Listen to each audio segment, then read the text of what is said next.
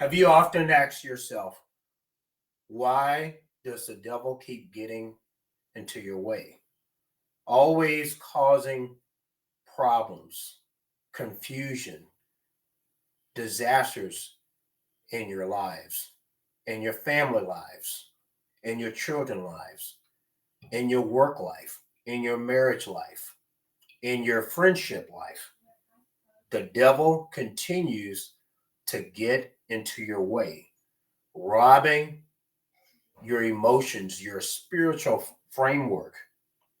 In the book of John, in chapter 3, verse 8, the one who does what is sinful is of the devil, because the devil has been sinning from the beginning. The reason the Son of God came or appeared was to destroy the devil's work.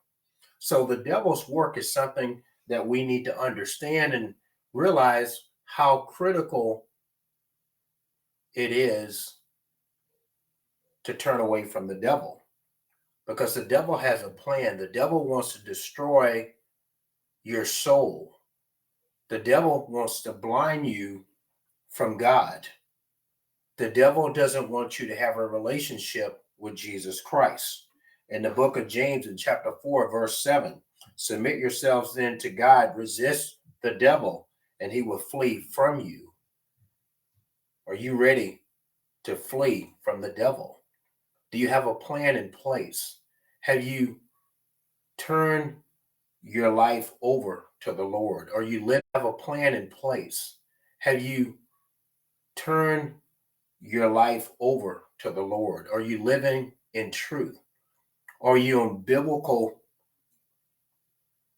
framework, on solid ground, on firm ground to serve the Lord? But we must submit ourselves first to God. We need to turn from this devil.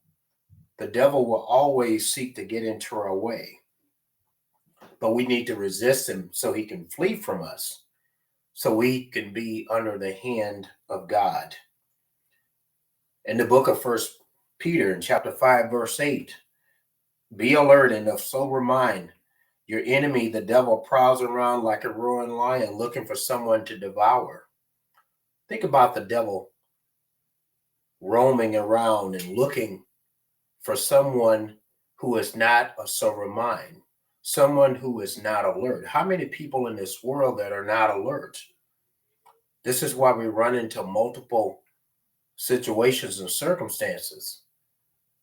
People are not paying attention. People are not sober minded. People are not alert. And I'm not talking about people who are drinking alcohol that are not sober. We're talking about everyday people that are walking around in this world and they're not prepared. But we need to put on the full armor of God, as Paul wrote in the book of Ephesians in chapter 6, verse 11, so that you can take your stand against the devil's schemes. The devil has a plan. He will always be scheming for your soul. He will always look to disrupt your life. But we need to know who we belong to. As John wrote in chapter 8, verse 44, you belong to your father, the devil. Now, John here is going to reference when you don't, the devil. Now, John here is going to reference when you don't serve the Lord, you're going to belong to the wrong father, the devil, the one who wants you to carry out his desires. He was a murderer from the beginning. He murdered, okay? The devil is the murderer, not God. It's the devil that wants to destroy, not holding to the truth, for there is no truth in him. So when we think about those who show us who they are and how the world is, there is no truth in the world. It's only truth in Jesus Christ.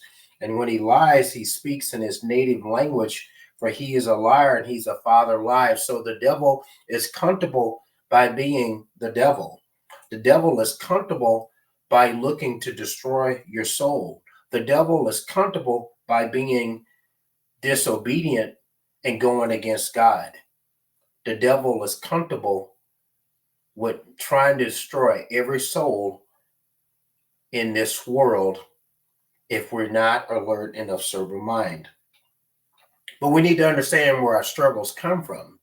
In the book of Ephesians, in chapter 6, verse 12, for our struggle is not against flesh and blood, but against the rulers, against the authorities, against the powers of this dark world, and against the spiritual forces of evil in the heavenly realms. So we need to understand where our struggle is. As God continues to give me wisdom, and as I write multiple lessons, and as I title lessons, and when people sometimes read some of those lessons that are written, they're looking at the title, they're looking at certain words, and they're not thinking about the struggle and who we're fighting.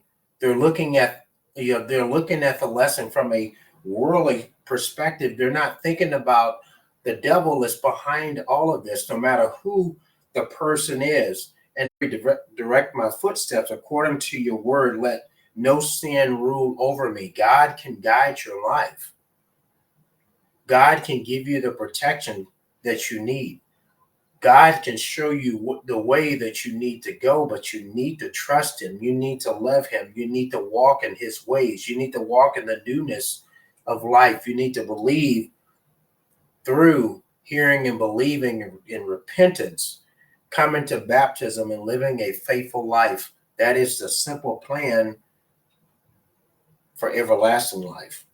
In the book of Ephesians, in chapter 6, verse 13, therefore put on the full armor of God, so that when the day of evil comes, you may be able to stand your ground. And after you have done everything to stand, you can stand in the Lord.